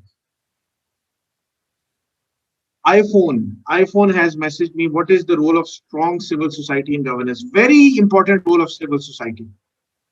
आपको मैंने पहली definition क्या बताई है? State and non state actors coming together through informal and formal mechanisms for taking decisions for the country. That's so very important. Saif Khalid, elite are well entrenched. Elite are definitely well entrenched. Elite were well entrenched in France before revolution. Elite were well entrenched in USSR before Bolshevik revolution. I'm not saying, I'm not asking you to go for a revolution or a rebellion, but at least in this modern world where there are tools and techniques to coordinate, to build public opinion, we should make use of those to get rid of this elite. Who is going to get rid? Nobody else is going to come from any other country to help us get rid of this elite. We should not look for foreigners to come here. Ourselves, we the people. What youth can do? Youth can start with their own, kind of movements, indulge in creative activities, make good, platforms where you can work in productive activities like innovation, digital tools, making together digital tools, or taking risks for entrepreneurship. Youth have to do it. Technocrats definitely receive stepmotherly treatment. Citizens have to participate. We people. So Charles de Gaulle. Wow, Shahryar Imran. So many people from us going in civil service. Why they are not changing? Even they have faced this system. Hassan, yes, that's the problem. They color themselves in civil service ke jis tarah ka color hai, rather than being a change agent. All right, Ji, I'll just now move on into the third, and then I'll take the questions at the end. There are so many questions. It's a very big class. In online mode, it's very difficult to take each and everyone's question for 300 or almost 250 people. So I'll just move on. Actually, state in the market. What does that mean? Dominance of state in the market का मतलब है कि जो market को चीजें करनी चाहिए वो state कर रहा है. जो market को चीजें करनी चाहिए वो state कर रहा है. मसलन कि अगर आप स्टेट के मार्केट को फ्लो करने दें, मार्केट की फोर्सेस को काम करने दें, तो डिमांड और सप्लाई जो बेसिक मार्केट में फोर्सेस होती हैं, जो चीज डिमांड होगी उसके लिए कोई सप्लायर भी आएगा, कोई प्रोड्यूसर भी आएगा, कोई फैक्ट्री, कोई फर्म भी लगेगी. स्टेट को सिर्फ एक एनेबलिंग एनवायरनमेंट देनी चाहिए, एक फैसिलिटेटिंग एनवायरनमेंट देनी चाहिए, बाकी प्राइवेट फर्म्स के ऊपर छोड़ना चाहिए. बिकॉज याद रखिएगा, किसी मुल्क की इकोनॉमिक ग्रोथ का जो इंजन होता है, जिसपे वो बेस करके जो स्प्रिंग बोर्ड है, जिससे वो लॉन्च कर सकता है अपने आप को, वो प्राइवेट सेक्टर होता है, पब्लिक सेक्टर नहीं होता. The best and the brilliant, they go to the private sector in industrialized countries. They would not like to join public service like Pakistan, India, Bangladesh. Why? Because they are risk takers, they are innovators, they want to maximize their wealth and add something through their inventive ideas into the society. और वो फिर private sector में जाके entrepreneurship करते हैं, वहां पे जाके प्राइवेट सेक्टर को ज्वाइन करते हैं, और वहां से फिर वो रिस्क टेकिंग एबिलिटी से ग्रो करवाते हैं. प्रोडक्टिविटी बढ़ती है. इकोनॉमिक जीडीपी ग्रो जो है वो प्राइवेट पब्लिक सेक्टर के ग्रोथ से नहीं बढ़ती. जीडीपी या इकोनॉमिक ग्रोथ जो है वो प्राइवेट सेक्टर की ग्रोथ से बढ़ती है. पाकिस्तान में उल्टा हिसाब हुआ है. ओवर ब्लोटेड आपकी स्टेट रोड एंटरप्राइजेस हैं, पीआईए से लेकर, रेलवे से लेकर, वापडा से लेकर, you name any public sector enterprise, steel mill, over bloated, over staffed, inefficient, ineffective. और ये मार्केट की फोर्सेस पे छोड़ दें और मार्केट की फोर्सेस को डिटरमिन करने दें. जितनी डिमांड है उतनी सप्लाई भी होना शुरू होगी और प्राइस खुद ही एडजस्ट करेगी. हम कह रहे हैं कि नहीं जी, हमने 4 रुपए का, 5 रुपए का खत देना ही देना है, 8 रुपए का खत देना ही देना है, और नुकसान बर्दाश्त करते जाना है, और 5 अरब 10 अरब उसको हर साल इंजेक्ट करना है उसके अंदर, उस स्टेट ओन्ड एंटरप्राइज के अंदर, ताकि वो तनख्वाहें दे सके अपने स्टाफ को, और उसके स्टाफ को जो इनएफिशिएंट और इनइफेक्टिव है. Challenge is clear. We had 197 state-owned enterprises, 14 with the combined output of 10% of GDP and combined asset valued at 43.4% in 2006-2017. और इनको जितना हमें पैसा देना पड़ता है और इनको सब्सिडीज, ग्रांट्स और ये देना पड़ता है, वो 32.7% of your budget deficit वो था, which is 1.5% of your GDP. Just imagine how much money you have to give to these state-owned enterprises because of their mismanagement, inefficiency and ineffectiveness. तो इधर स्टेट को चाहिए कि रोल बैक करे, इनको market forces के पास जाने दे, और मार्केट फोर्सेस इनको खुद डिटरमिन करेंगी कि ये कैसे. हाँ, जो बहुत इसेंशियल सर्विसेज हैं उनको बेशक रिटेन करें, बाकी चीजों को इसेंशियल बल्कि उल्टा करें ना. जो एजुकेशन वगैरह है जिसको मार्केट फोर्सेस ले गई हैं और इतना एक्सपेंसिव कर दिया हेल्थ और एजुकेशन को, उसको अपनी कस्टडी में ले, और ये जो बाकी है ना जी, रेलवेज और पीआईए और ये हम जनाब खुद ही चलाएंगे, और सस्ते टिकट, कौन से सस्ते टिकट है पीआईए के पब्लिक सेक्टर में रहते हुए? या तो कोई मिल रहे हो ना जी कि 10 रुपए के, 100 रुपए के, 1000 रुपए के, 10,000 रुपए के कराची के रिटर्न टिकट, 50,000 रुपए के Lahore to Karachi return ticket हुए हुए थे 60 PIA के ऊपर। तो कौन सी सस्ती दे रही है PIA? इनएफिशिएंसी की वजह से उसके अंदर भी महंगी चीजें।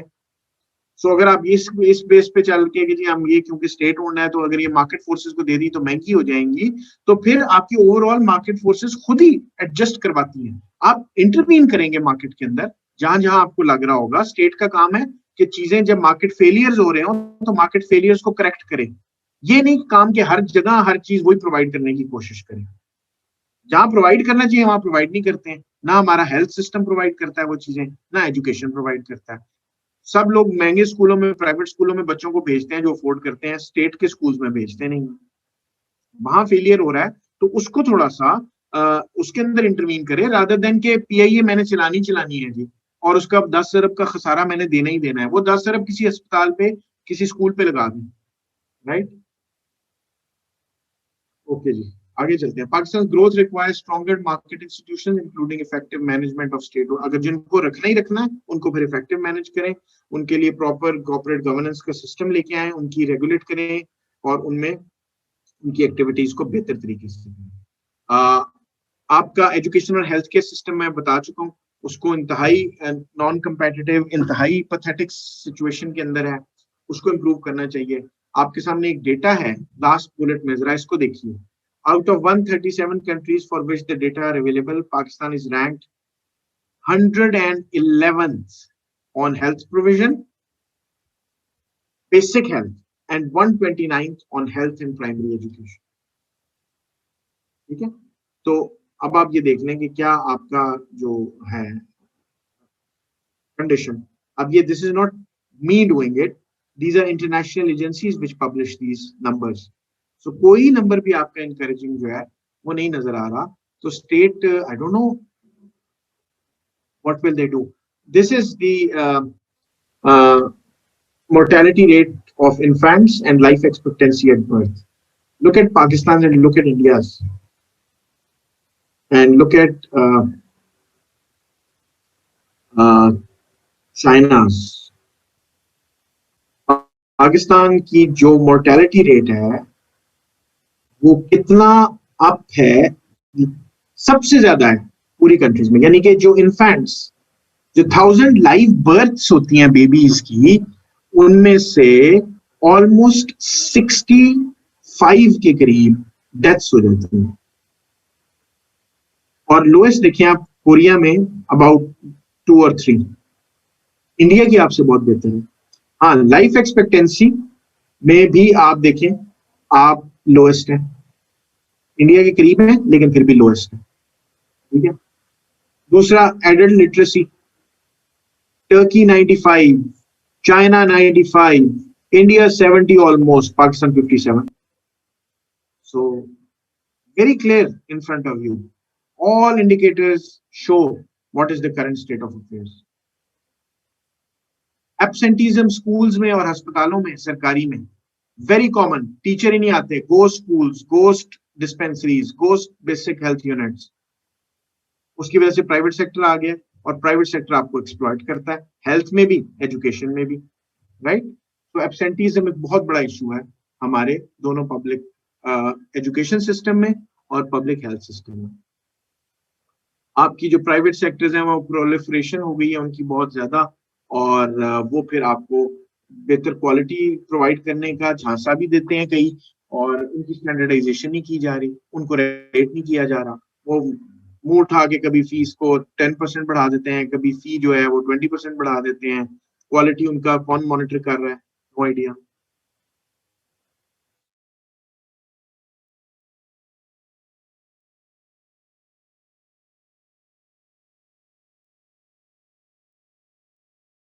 चलें, अब हैं बुरे, अब क्या कर सकते हैं? We have to be realistic, rationally analyze things. I don't see, this is not what I say.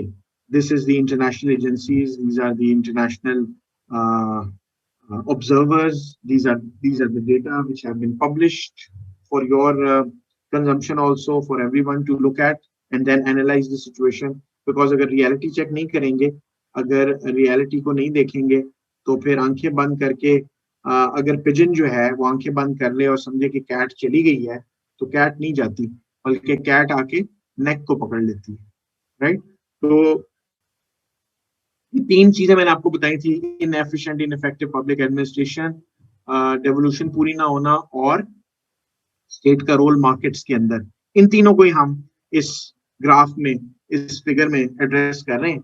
अपनी पब्लिक सेक्टर को बेहतर बनाए through better human resource management, right people, meritocracy, right people for the right job, promotions, transfers, performance management systems, fiscal and monetary policies अपनी बेहतर करें, improved policy coordinate, turf wars के बजाय एक दूसरे से कोऑर्डिनेट और कोलैबोरेट करने का माहौल पैदा करें, strengthening and empowering administrative systems eight local level, deepening devolution, improving fiscal transfer, increasing local level accountability, reduced ownership role of the state, state का जो है state जो है वो अपनी करे सिर्फ intervene करे उन जगहों पे जहाँ पे required है, not in every sector, regulatory system को बेहतर करे और quality of social service delivery को बेहतर करे। जी, सबसे पहले आपका आ गया जी स्ट्रेंथनिंग ह्यूमन रिसोर्स मैनेजमेंट। आपकी सिविल सर्विस को रीस्किल करने की जरूरत है, टारगेटेड ट्रेनिंग्स उनको उनके हिसाब से, उनकी रिक्वायरमेंट्स के हिसाब से मॉडर्नाइज करने की जरूरत है। ट्रेनिंग की कैपेसिटी बिल्डिंग की अप्रोचेस जो हैं वो बहुत ऑब्सोलीट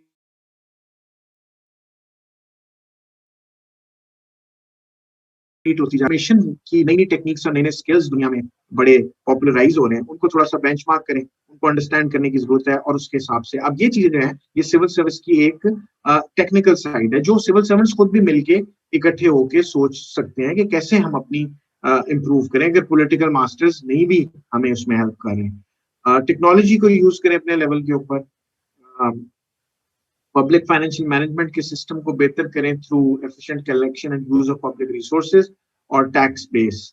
आप लूप होल्स जो हैं, जैसे मैंने आपको प्राइस बॉन्ड का लूप होल बताया था, जैसे मैंने आपको इंटरनेशनल रेमिटेंसेस का लूप होल बताया था, ये तो सिविल सर्वेंट्स को खुद प्लग करना चाहिए ना। इसके लिए कोई आपको इंतजार नहीं करना पड़ेगा कि जी कि आप इसका एक बनाए प्रपोजल और इसको फ्लोट करें कि जी ये क्यों हो रहा है ऐसे, और इसको प्लग करने की कोशिश करें। Play at least your role. अगर नहीं होता आउटकम के आप जिम्मेदार नहीं है, आपका एफर्ट के जिम्मेदार है। आप एफर्ट जो है वो भी नहीं कर रहे ना लोग। फिर ट्रेनिंग इंस्टीट्यूट्स के साथ मिलके उनको इम्प्रूव करने के लिए अब जो सीनियर सिविल सर्वेंट्स हैं उनको कहा जाए कि जी आप आके रोल प्ले करें ट्रेनिंग इंस्टीट्यूट्स में, हमें हेल्प करें करिकुलम डिजाइन करने के लिए। They don't have time. अगर आपके लिए नेशनल कॉज के लिए भी टाइम नहीं है आपके पास एज सीनियर्स या एज प्रोफेशनल ब्यूरोक्रेट्स या एज प्रोफेशनल सिविल सर्वेंट्स, तो फिर आई don't no what are you doing at your own seats if you just are signing files and just churning out worthless pieces of paper. Decision making जो है वो effective public administration के अलावा devolution को एक reality के तौर पे इम्प्लीमेंट करें।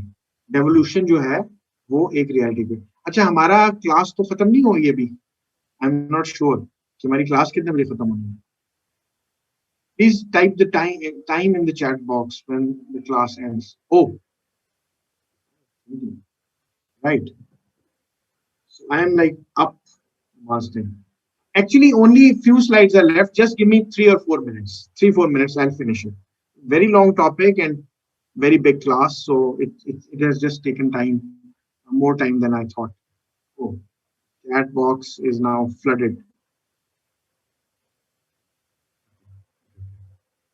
Thank you. Carry on. अच्छा, फिर डिसेंट्रलाइज सिस्टम आपका including expenditure, tax and revenue assignments, और ये सारी चीजें जो है ये आपकी रिफॉर्म प्रोसेस का पार्ट होने चाहिए जो डेवोल्यूशन की है। प्रोविंशियल एम्प्लॉइज, लोकल गवर्नमेंट को इंस्टॉल करें, प्रोविंशियल लेवल पे एम्प्लॉइज को स्ट्रेंथन करें उनको, क्योंकि जब आप डिसेंट्रलाइज कर रहे होते हैं, डिवॉल्व कर रहे होते हैं, तो उनकी पावर्स जो है, उनकी अथॉरिटी, स्किल्स, ट्रेनिंग, उनकी ability to understand issues at local level, अपने कल्चर के जिस सूबे में वो काम कर रहे हैं उसकी इकोनॉमिक्स, उसकी सोसाइटी के मुताबिक उनको ट्रेन करें, उनको स्किल करें। लोकल अकाउंटेबिलिटी का सिस्टम जो है वो इंस्टॉल करें। अकाउंटेबिलिटी तो फेडरल लेवल पे भी, प्रोविंशियल पे भी और लोकल लेवल पे भी, तीनों पे जब तक स्ट्रॉन्ग नहीं होगी। And play your role. हम यहाँ पे विसल ब्लोइंग से डरते हैं, विसल ब्लोइंग से इसलिए डरते हैं कि हमें विसल ब्लोइंग प्रोटेक्शन है नहीं ना, वो उसके बारे में बात होनी चाहिए। उसके बारे में कहाँ है हमारी मीडिया, कोई बात नहीं करती। कहाँ है हमारे इंटेलेक्चुअल जो थिंक टैंक्स हैं, क्यों नहीं बात करते वो? विसल ब्लोइंग लॉ होना चाहिए, अकाउंटेबिलिटी का लॉ ऐसा होना चाहिए। बस बातें हो रही हैं कि पॉलिटिकल वे, उससे फर्क क्या पड़ रहा है उनको, नेताओं को कोई फर्क नहीं पड़ रहा। ये सिर्फ एक मेरी और आपकी एक कंजम्पशन के लिए येलो जर्नलिज्म, सनसनीखेज खबरें फैला के इम्पैक्ट क्या हो रहा है? 20 साल हो गए मीडिया को इस मुल्क में फ्लरिश होते हुए, क्या इम्पैक्ट हुआ? I don't see any. You see the governance indicators, क्या वो कर रही है? Right, strengthening the key organs of devolution for improve coordination. आपकी जो काउंसिल ऑफ कॉमन इंटरेस्ट बनी हुई है, जो 18th अमेंडमेंट के लिए एक फोरम बना है, फोरम है जो उसको इंटरेक्शन करवाता है, उसको स्ट्रेंथन करना।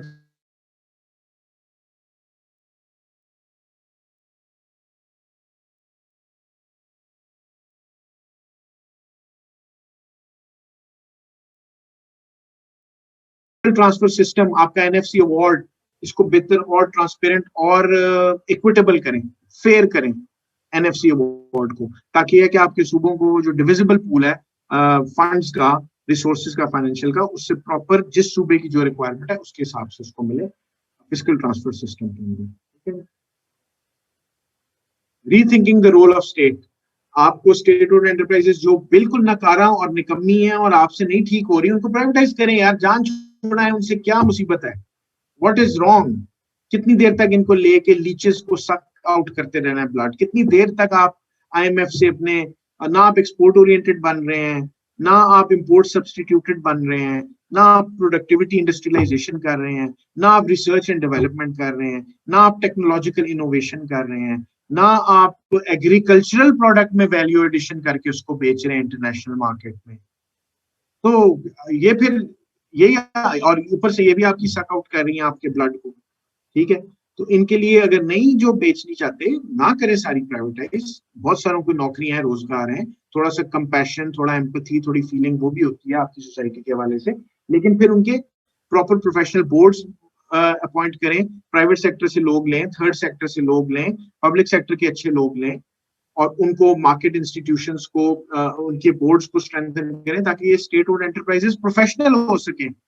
चाइना की स्टेट ओन्ड एंटरप्राइजेस हमसे बहुत बेहतर परफॉर्म कर रही है, हमसे बहुत पीछे थी, क्योंकि उनको प्रॉपर तरीके से किया गया है, रीडिजाइन किया है।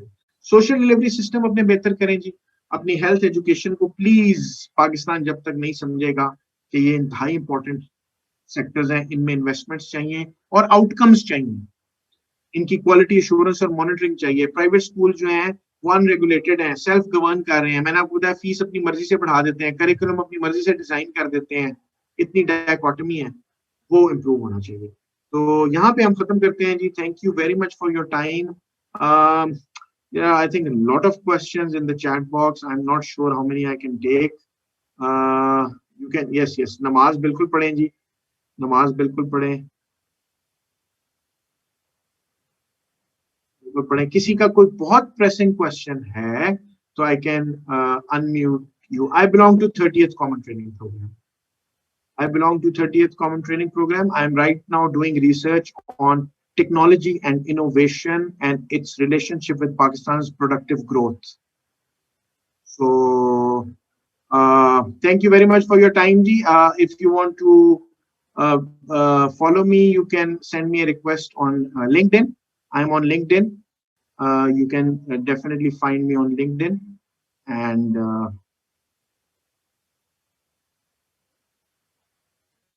you can type my name on LinkedIn and you can find me there. Bakhtawar Baloch has raised hand. जी मैं बख्तावर आपको अनम्यूट करता हूँ।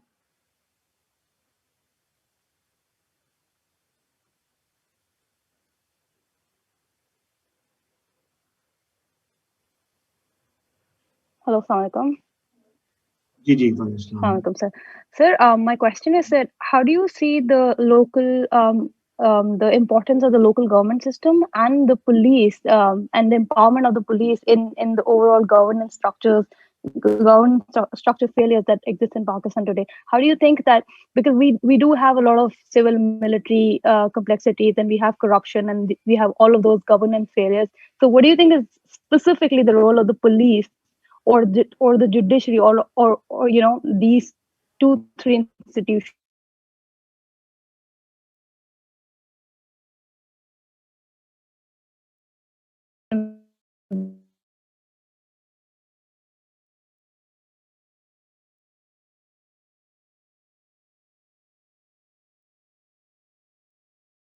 what should they do?